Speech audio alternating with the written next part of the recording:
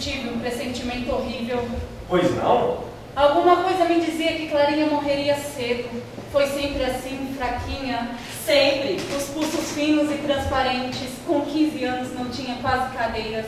Uns quadris de menina e os seios só agora estavam nascendo. Sua filha era boa demais para este mundo. Educadíssima. Tinha um arzinho meigo e os lábios quase brancos. Parecia ter febre em redor dos olhos e nos cabelos. A febre subia para os cabelos. E um pudor. Quando esteve doente, o médico quis auscultar.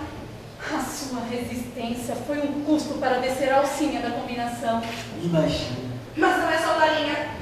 Pudor tem todas as mulheres da família. Os vizinhos não precisam saber. Precisam sim. Na nossa família, as mulheres se envergonham do próprio parto. Acham o parto uma coisa imoral, imoralíssima. Eu falava do pudor de Clarinha, que era uma menina. Eu vivia dizendo para mim mesma, essa menina vai morrer. Essa menina vai morrer, não sei como, mas vai. A senhora adivinhou, dona Eduarda? Eu também adivinhei. Assim. Também sabia que Clarinha morreu. Tinha certeza. Mas você nunca me disse nada. A senhora também não disse. A mim não disse. Nunca. Disse ao seu pai. Mas a mim não. E Clarinha também sabia que ia morrer. Esperava a morte. E se admirava que a morte custasse tanto. Mas não adivinhei que minha filha morresse assim. Pensei que uma doença ou uma febre a levasse e não um suicídio. Não foi suicídio. Mas foi suicídio ou não foi? Foi sim. Não foi. A menina se matou? Dole a palavra? Desculpem, eu me enganei. A senhora parece louca. Eu disse suicídio? Disse. Disse! A senhora disse! Foi sem querer. Eu não sei de nada. Quem sabe é Moema. Na minha família, ninguém se mata. Minha neta Clarinha Nem um homem da família. Só mulheres para chorar a menina que morreu. Eu e você. E minha avó. Sua avó é doida. Se ao menos seu noivo estivesse aqui. Meu noivo. Não veio, sabe? E não veio. Por que fala do meu noivo? Seria uma companhia da família? Não. Não é da família Moema. Nem noivo, nem marido, nem amante são da família. Teu noivo é um estranho, um desconhecido. E quando se casar, continuará sendo estranho, um desconhecido.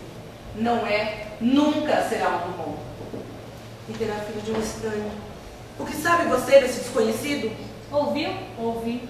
O que sei eu do meu noivo? Que é oficial da Marinha? Deixou de ser. Sei também que a mãe mora numa ilha, o pai não sei onde. Não sei mais nada. Ele me fala de mar e de ilhas tão azuis que não existem.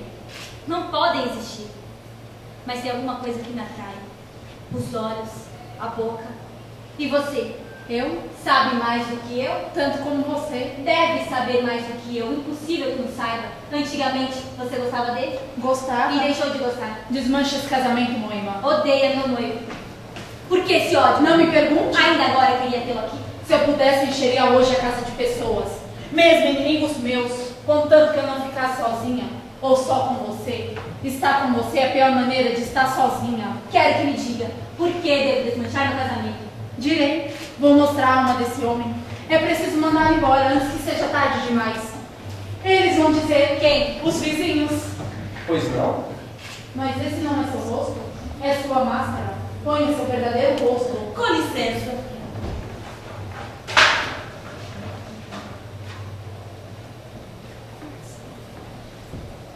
Agora fala.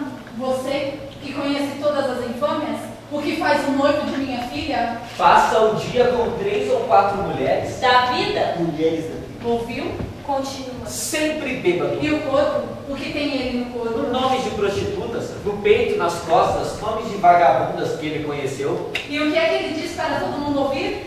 Diz que talvez se case, mas só com mulheres da vida. Só acha graça nesse tipo de mulher. Quer mais? Basta. Diz que me ama. Me beija as mãos. Quase não olha para o meu rosto. Como se fosse noivo apenas das minhas mãos. Não me beijou nunca na boca. Por quê, meu Deus? Por quê? Por que não para com essas mãos? Por que não dá sossego? Eu não mando nas minhas mãos. Eu não quero e elas fazem assim. Mãe? Fala.